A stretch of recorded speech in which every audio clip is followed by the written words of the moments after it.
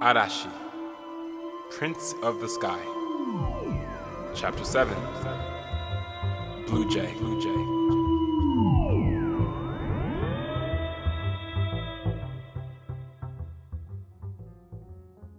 When he opened his eyes, he was in his bed. The sun was up and shining through the window.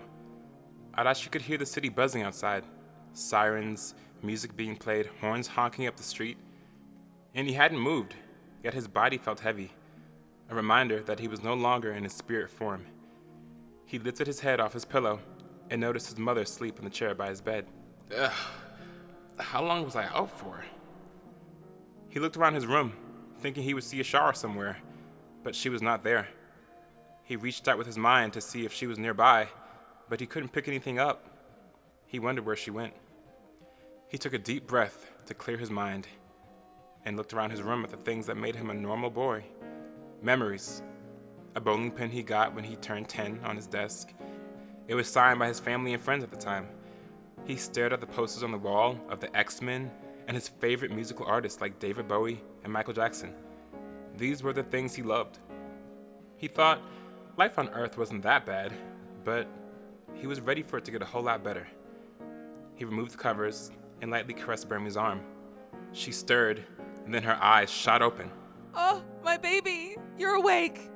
She snatched him into her arms and gave him 1,000 kisses on his face. He squirmed under her clutch and smiled, always the overly affectionate mom. When she released him, she stood him up straight, looking deep into his eyes. Are you okay? I was worried sick about you. How are you feeling? He shook his head and told her he was feeling fine, besides remembering the fact that the moon spirit might have possibly been swallowed up by fear. He was okay. She gave him a suspicious look. Well, as long as you're all right. She pressed the back of her hand to his forehead, and he gave her an annoyed look. What? I wanted to make sure. Jeez. Then, suddenly, there was a tapping on the window. They looked at each other and walked over. Burmy opened the blinds and saw that it was a pretty little blue jay sitting at their window. It tapped again, trying to get in. Oh, wow. How pretty. Looks like someone came to see us, sweetie. Arashi walked over and opened it. The blue jay hopped in and perched there on the windowsill very calmly. Hello, brother. He could hear her voice in his head clearly. It was Ishara. She was the blue jay. Hey, Ishara! You scared me. I thought I lost you again. Never.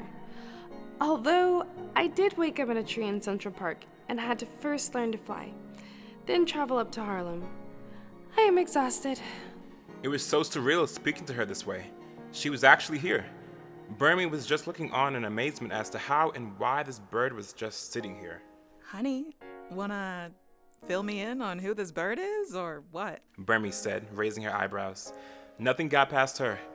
He grabbed her hand and sat her down on the chair and began telling her of his experience in the spirit realm with Ishara and the moon spirit and learning about his blocked chakras and the power of the stones. He ended by telling her that he needs to find the rest of the stones to unlock his true potential. She watched him tell his story as she kept taking glances at the bird. Her face was tight with confusion, trying to take everything in he was telling her. So that I'm understanding all of this, you're telling me that Ashara is in the form of that bird? My deceased daughter, who I last saw transform into a phoenix and fly into the sky 15 years ago to never be seen again, is now a blue jay sitting on your windowsill right now? He nodded his head in agreement. Burmy looked at the bird and then held out her arm. Okay, come here, Roz. When Ishara jumped up on Burmy's arm, she lit up with joy. Oh my gosh, I'm gonna cry. Ashara, I've missed you, sweetie. Burmy was hugging the tiny bird to her face. She was hysterical with joy. Arashi told her that Ishara missed her too. He snapped his fingers to get her attention, then asked her how he could find out where the rest of the stones were. Oh, Ari, I don't know. Nagu gave me that stone. You remember old man Nagu.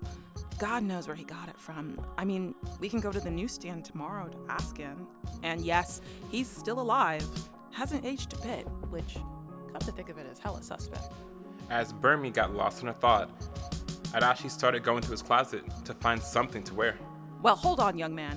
You gotta shower and have some breakfast First, you need a day to recover. That crap can wait till tomorrow. He tried to protest, but she cut him off. Breakfast first. And I have to fill in your father on what's going on now. Oh my gosh, I can't wait to tell your father. He's not gonna know how to deal. Come on, Birdie. I'm gonna make your favorite. Banana pancakes with chocolate chip kisses and bacon, baby. Bremy rose with Ishara on her shoulder and started heading to the kitchen. Pancakes? See you downstairs. Yeah, see ya. He was perplexed. Why wasn't she making his favorite breakfast? Bremy shut the door, and he was alone with his thoughts. He was thinking about what the moon spirit had told him. Love. He didn't know what love had to do with defeating fear, but he was gonna do his best to find out. He examined his arm. It was wrapped up in a bandage, again, but he could still faintly feel the moon spirit's touch. This wasn't gonna last long, so he had to act fast before the curse flared back up to try to murder his life. He walked over to the mirror and examined himself. An 1,000-year-old spirit trapped in the body of a 14-year-old. What a joke. He made himself smile, and the moon spirit's voice drifted back into his head. Remember who you are. He closed his eyes and reached for the glow inside of him. Sparks of electricity flickered from his fingertips. He was gonna find the pieces of the Everstone to remove the blocks that fear created within him and take that bastard down, no matter what.